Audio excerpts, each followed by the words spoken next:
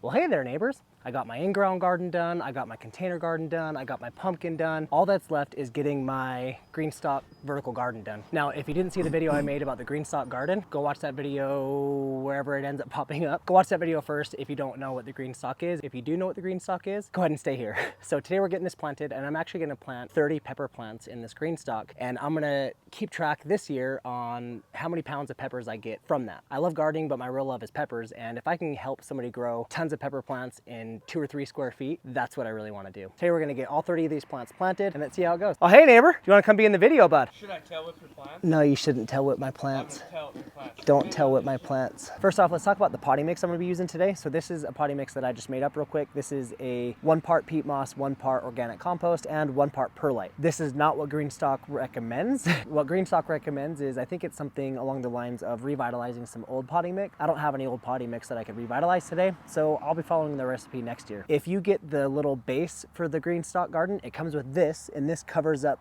the little drainage thing that comes on the bottom of it. But what I'm gonna be using this for, I'm gonna stick it on top of this little thing right here, so that way no dirt gets down in there while I'm filling it up. So I'm gonna do that for each one. I'm gonna fill these with dirt, and then I'm gonna come back.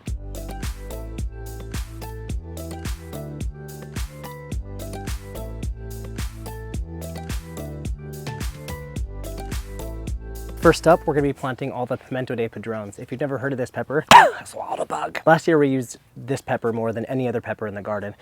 I think we grew probably 3 plants last year, and we could literally never keep a harvest because every time that we pulled peppers off the plant, we just made them in meals and we cooked them and ate them right away. So this year we're growing 15 of these plants. What I did is, I don't know if you can see it in the video, but I took that same little cap off of the base that I told you about, and I'm keeping it right here. I don't want dirt to get down in these holes because I don't know how that's gonna affect the watering system. So with these GreenStalk gardens, they have this kind, which is the original planter, and they also have the leaf planter. The leaf planter is what I want to get for my wife, so that way we can grow. It's pretty much the same thing, it's the same height. Instead of having 5 tiers, it has 7 tiers. So altogether it ends up having more pockets to grow things in, but the pockets aren't as deep, so it's better for lettuce, you know, leafy greens and herbs and stuff like that. And I would just love to get my wife just a nice salad garden right out the front door. So I think that's the plan. If you guys didn't know, GreenStalk definitely didn't send these to me. I paid for these with my own money because I think these are awesome. I will say that if you guys are ever in the market for one of these, if you guys would use the link in my description below. I'm not an affiliate of theirs, but anytime anybody orders a GreenStalk from them using my link, it gives me $10 store credit, and it also gives you $10 off. So if you want $10 off, it'd be awesome if you would use my link, because then eventually I can maybe get my wife one of these. All right, I'm gonna hurry up and just get these done, and then I'll come back.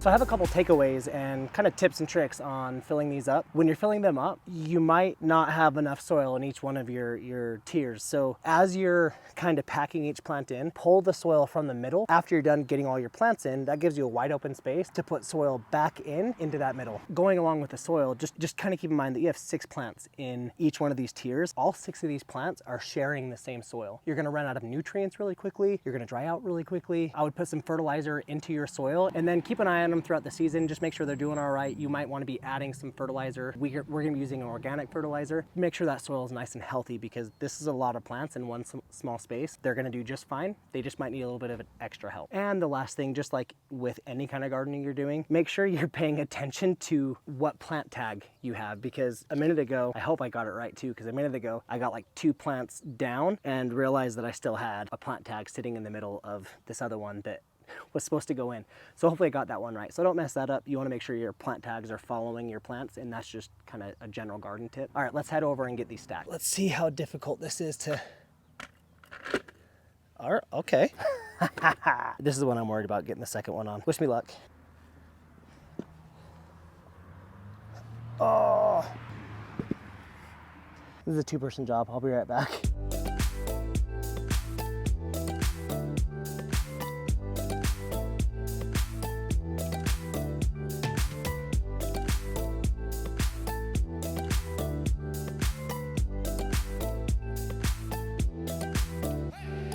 Mistake number 1 is not paying attention to where I'm setting it. So as you can see, I broke this one right in half. There is a branch down here, 2 branches So I think if I can just cut this off clean, hopefully that comes back.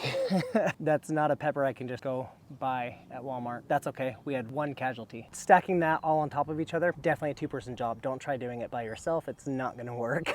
You could plant everything after you stack it, but then you run the risk of kind of pulling soil in from the middle of each of those tiers, and then you're just missing that soil in the middle. I would still do it the way that I did it if I did it again, if that makes any sense. Let me show you guys a couple other things you need to pay attention to. So if you look under here at each one, there is little kind of bracket looking things. You need to make sure that those are snapped in on each one. If they're not snapped in, then your soil's too high or something's not right. It's not sitting how it's supposed to be sitting. And then up here, you have them on this as well. The pedestal thing that I got, you can see it here. Every other one has a break on it, and then there's a little drain thing right there. You can put the cap on that drain just to store a little bit of water in this base, but you probably shouldn't do that for more than a couple days. Also, if you've ever grown peppers before, you know that they should probably be staked somehow because these are going to grow and kind of get wild. But GreenStalk also offers a plant support system, and so there are these big rings that go all the way around your tower. I already ordered them, they're on their way, so I will be putting them on these. I'll make sure I post a video about it. Okay, it might be hard to see, but there are lines down here, and those lines are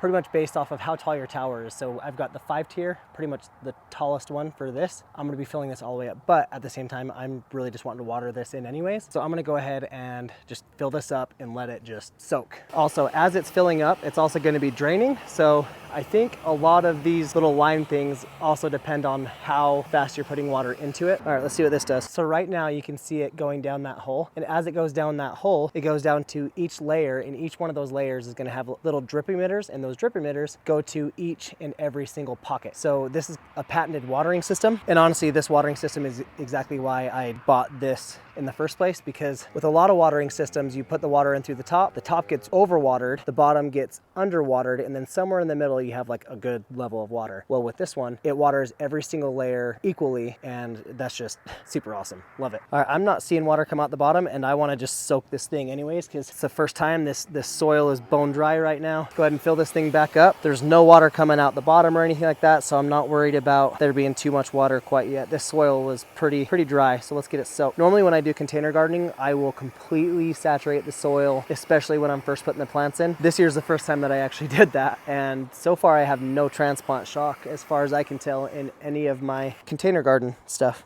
Oh, hey neighbor! Oh, hey there, neighbor!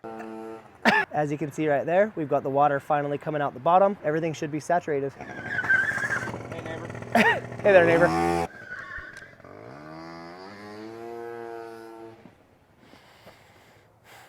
I need a scooter. Finally, my entire garden for this season is done. I've been working sun up to sundown for the last 4 days.